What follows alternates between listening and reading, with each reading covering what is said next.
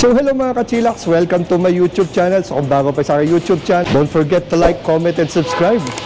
So ito, pinuntahan natin isa sa pinakamaganda, pinakasikat ngayon ng BYD. Alamin natin kung bakit. So wag tayo patumpik-tumpik pa, let's go! So, sakto-sakto, nandito na naman si Sir Dave. Parang isang napakagandang, pinakasikat na unit ng BYD ngayon. Ayun, good morning sa inyo mga ka-chillax. Dito man ako nagbabalik. Bali, wala kasi kaming display showroom ngayon ng bago namin nilabas sa Seal 5. Kaya dito lang sa taas, sa second floor namin. Ngayon, itong Seal 5 na to is a plug-in hybrid. And makikita nyo naman, rolling muna natin yung design niya na napaka-sobrang ganda niyan. Sobrang haba niyan sa mga sedan type.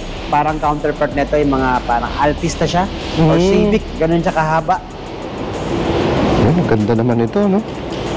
Seal 5. Seal 5, counterpart siya ng Seal Lion 6, parang gano'n. Sa kanya naman Seal 5, naka-projector na rin yan, daytime running light, LED type na rin po lahat yan. Ganda, no? Ganda ng forma nito. Talagang pang picture. Ang ganda. Pati yung pinaka-hood natin is merong aerodynamic character light or aerodynamic yan. Yan. Forma ng hood. Yung itong model na to is Seal 5 Premium. Naka 17 inches na rin siya. Meron siyang NFC card. 360 camera, meron na rin po yan. And then meron siyang moonroof. Ayun, moonroof. Ayun yung difference po ng premium.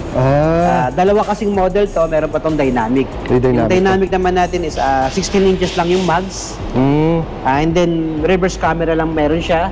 And then wala po siyang moonroof. Ayun. Ayun yung difference sa labas. Ayun. Ito naman yung sa kaliwang side natin is yung fuel niya. Naka-declare dito is 92 octane. Pero kasi wala tayo sa Philippines sa 92, kaya required sa kanya is 95 octane. Ayan. Ang fuel capacity naman niya is 48 liters. 48 liters. Ito naman yung pinaka-sabak natin, pinaka-likod natin. Yung taillight naman niya buo din. Oo, ganda ng ilaw nito. Pailabin ko para makita niyo. Yun, no? Ayan. Isang mahabang ilaw. Tsaka gusto ko rin kanina nung umiilaw to eh. Nung umatras ka. Pag umatras naman puti naman, may reverse light naman siya. Ito naman po, yung open ng siya. Medyo maluwag siya, malalim. Oo. Maganda siya. Daming pwede paglagyan dito. Pero wala pa rin siyang kasama ang spare tire. Lahat kasi ng EV ngayon ni BYD o mga electric natin, wala na pong mga spare tire. Puro repair kit na po tayo. Puro repair kit. Ayan, kung may mga ikakarga po niya, mga golf bag, kayang-kaya naman po niyan. Ilang karton ng kasya dyan? Siya. Sa side naman po natin, meron pa rin siyang AC charging. Hybrid, no? AC charging pa rin siya, type 2. Yun ang maganda kasi wala nang problema. At saka ito yung gusto ni DOE, di ba? Bali, dalawang model kasi itong Seal 5 natin, isang premium, isang dynamic. Yung premium natin is pag full charge is 115 km. Ito naman yung dynamic naman is 50 km lang. 50 Kaya yung price nila sobrang layo po. Wow, ganda ng interior nito Ito sa lahat ng model natin ng Seal 5, dynamic man yan o premium, same lang po ng color. White na may pagka-dark. Combination nila. Ito po, makikita nyo rin po difference. Si premium lang po ang may ganito, armrest. Yung isa walang armrest? Wala po. Okay. Ayun po, yung pinaka-difference sila. Nakaganon pa rin po siya. 3.0E patong pa rin po tayo. Kaya medyo maluwag na rin po siya. Aircon, meron na sa likod. Same time, USB, dalawa na po yung charger niya po. Ayun. Naka-bucket seat na rin po siya. Meron siyang pocket. Kompleto pa rin po yan. Ganda. Lahat naman ng mga model natin, naka-ISOFIX na po yan. ISOFIX. Sir, pandali naman natin. So ito pala sir, mano-mano yung upuan nito. Manual yan. Pero dyan sa driver seat? Sa driver natin is power naman siya. May 6 ways naman po siyang adjustment. Ito power, all power naman dito. All power pa rin siya. Meron siyang trunk release, tsaka yung pag-open po na gas cover. Yeah. Meron siya. Ito, ganun pa rin. Ito pa rin yung parang pinaka-tablet ni BYD. Nandito naman na lahat ng mga kailangan nating malaman, yung mga function niya, ganun pa rin siya. Meron pa rin siyang browser. Yung 3 fingers po natin pag-adjust ng blower. Pwede siya. Tsaka yung temperature. Sa lahat ba ng BYD? 3 fingers? Pwede? 3 fingers po siya. Kahit yung pinaka-lowest variant? Yes po. Shortcut key naman po natin para hindi na kayo pipindot po para mag-adjust ng mga aircon. Correct. Meron tayong shortcut key. Ayun siya. Itong si Premium natin, meron siyang wireless charging. Lalapag nyo lang yung phone nyo kung compatible naman yung phone nyo sa wireless charging. Ayan. Dalawang bucket cup holder pwede po dito. Ito po, makikita nyo po, kaya bilog po siya. May mga study kasi po, halimbawa, kung gear type po siya, kailangan po tumingin para kung saan nakatapat. Oo. Ito kasi, kabisaduhin mo lang siya. Kanan, drive. Kaliwa, reverse. Oo. Madali na po siyang tandaan. Mas madali pagka dial up, basic no? siya po. And the same time, pag magpa-park, pipindot lang sa harap. Pindot lang mo sa gitna. Kaya totally, madali mo siya makakabisado. In the same time, ito po, Yung paano pa nag-work yan? Yung mga EV, HEV niyan? plug-in hybrid siya. Halimbawa po, may charge naman yung battery mo, pwede mo siyang i-EV. EV. Kasi ang full charge naman ng premium natin is 115 km. Kung pupunta mo lang is 50, balikan, mas okay mag-EV ka para mas fuel efficient na po. Hindi magagamit yung fuel mo. Ito naman yung hybrid. Ang hybrid naman kasi, nag-work naman yan. Naka-hybrid ka, magsusunog siya ngayon ng gasolina. In the same time, habang nagsusunog siya ng gasolina, kung magana yung gasoline mo, sinacharge naman niya yung battery. Ayun. So, sabi, tanong ako, paano ba nag-work yan? Ano ba, automatic? Kunwari, ano ba default settings? Pag under ko, naka-EV ba siya o naka-HEV? Depende yan, boss, ko sa pinaka-last settings mo. Last settings. Pero kasi pag ang battery mo is 25% na, nakaset ka ng 25%, bumaba na ng battery mo ng 25%, ito po, tapos nakasave naman yan, sir, automatic mag-ship siya for hybrid. Ayun. Para i-charge naman po siya. So ito ba, sir, parang considered as more of EV yung ginagamit niya? O nasa iyo pa rin, nasa driver pa rin?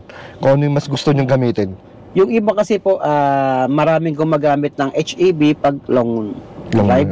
Kasi wala lang rin sa anxiety. Ngayon naman, sir, habang naglo-laundry ka kasi po, kinakargahan naman ni HEV si battery. Ngayon, pag nakita mong napuno niya na, full charge na, pwede ka mag-ship ng EV. So ikaw bilang driver yung magpipindot, hindi siya. Kasi parang 'di ba, parang may ibang EV na yung sasakyan na nagdi-dictate, 'di ba? Ito, meron naman siyang gano'n, yung halimbawa 25%, galing kang EV, mag-ship siya for hybrid. Hybrid. Pero pag galing kang hybrid, mag-ship manually yung EV natin. Ikaw mag-ship kung gusto mo from gas to EV. Yes. Ayun. Yung meron lang siyang EV to hybrid. EV to hybrid. Kasi meron siyang settings na kung ilang percent yung gusto mong ilipat na. Correct. Ayun, ganda rin pala. Gandang Bali, sa study kasi itong model na to, may Manila loop na naman, umabot siya ng 1,500 km. Full charge tsaka yung combination. Parang lumalabas to, per liter is 25 liters. Ang galing! Ang galing! 1 liter sa 25 km. Ganun katipid, no? Ganun siya katipid. Actually, pag binabala ko na kumuha na ito, kung mag-open sa taxi. Sana all. Malaking bagay ito pag nag-taxi. Gagamit siya for taxi. Tama. Kasi yung isang model nito is Seal 5 Dynamic is nasa 948,000 lang. Tama, no? Ito namang premium naman natin is 1,198,000. Wow. Medyo tumaas lang yung price niya dahil sa mga additional features lang po. Correct. Pero yung ride, suspension, the same sila. Grabe. Tsaka tignan mo naman yung features nito. Ganda rin, no? Ganda rin ng ano nito, ng dashboard. Yung dashboard nito, ito maganda kasi parang hindi siya nakasagabal, hindi siya nakaumbok, kaya swabe yung drive din natin. Kitang-kita mo yung harapan, no? 6 airbag na rin to. 6 airbags. Anong colors available nito? Sa colors naman nito, as meron tayong ito, gray, black, blue. Gray, black, and blue. Apo, tatlong kulay naman.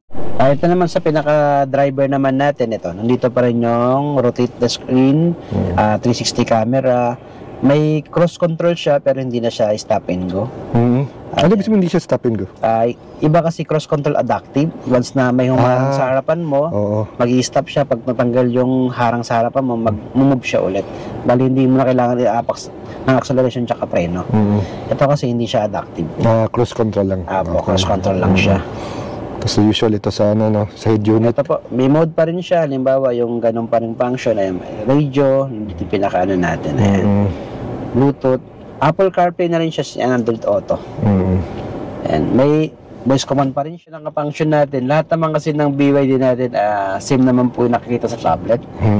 Diyan pa rin yung Wi-Fi connection, Bluetooth connection, service po, interval, nandito naman nakalagay na vehicle information, meron siyang sport mode, brake assist mode, yung lock naman natin, ayun, halos lahat nandito naman na, pati ADAS natin, kompleto naman po siya, mga safety features. Wow. Ayan po. Ganda, no? So, ito may visor, dito, Visor. tsaka dito. Oo. Yan. Ito ba, sir, nabubuksan? Ito, nabubuksan naman siya kasi ano lang po siya. Ayun, no? Stig pala nito, eh. Maliit lang siya kasi kaya tinawag siyang So, ito yung moonroof din. At yung ganda dito, may, ano, no? Mayroon din takip. sunshade niya, manually Sunshade. lang talaga. Manual lang to. Manual lang siya. Ayun, pero at least may nakaabang na, no? Kung may mga mahilig sa sunroof dyan, Yeah. medyo nagtitipid sa aircon, Oo. kung malamig naman yung panahon, pwede nyo i-open to. Yan, ano? Na-open na Stig. So yun, sir, regarding naman sa warranty nito. Ayun, same pa rin ang warranty natin lahat ng model na BYD. Meron tayong battery warranty is 8 years o 160,000 km. Ayun yung mismong bleed battery natin. Meron tayong warranty sa pinaka-electric motor natin is 8 years pa rin po o 150,000 km. In the same time, sa mismong unit natin is 6 years o 150,000 km. Ayun yung mga cover ng warranty natin. Sa may mga maraming tanong dyan, pwede nyo akong i-visit dito sa BYD BGC Global City. Hanapin nyo na ako, Dave Mansura. Ito naman yung number ko, 0915-2542-026. Sa may maraming tanong dyan o question man na malalalim, pwede nyo akong i-private message.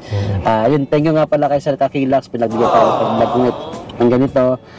Sana tuloy-tuloy pa rin yung pagbablog natin at marami tayong lalabas ng mga model ngayong next year. Yun. Marami pa tayong ibablog.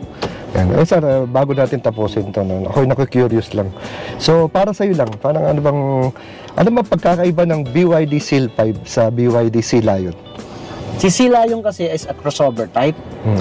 Makikita yung interior niya medyo kakaiba. Ito namang si Seal 5 is a sedan type. Sedan type. Ang target market naman ito, sir, as parang class B na client, yung mga talagang pang private nila, pang daily use talaga nila. Ang target market ng mga sinisila yun is pang family talaga. Kaya 5-seater siya na malaki. Yung Sea Lion, no? Pero yung technology na DMI, same silang ganun. Same lang, no? Kahit Plug-in hybrid. Yun. So again, sir, maraming salamat sa pagpapaunlak ko sa ating mga kachilaks. Till the next time. Yun, maraming salamat. Huwag niyong kalimutang mag-heart, mag-like at mag-subscribe. Thank you sa lahat. Bye.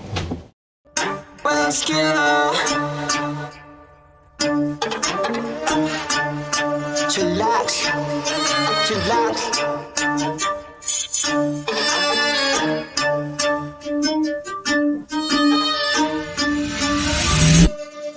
Kapag si Tito Well nag-demo, kitang-kita mura presyo. Lahat kalidad, hindi invento, trabaho pero tao-tao. Bago ilapag dapat kalidad, di lang basta pamato. Lahat detalye makukuha, di lang basta panalo. Kapag si Tito Well nag-demo, kitang-kita mura presyo. Lahat kalidad, hindi invento, trabaho pero tao-tao. Bago ilapag dapat kalidad, di lang basta panalo. Lahat detalye makukuha, di lang basta panalo.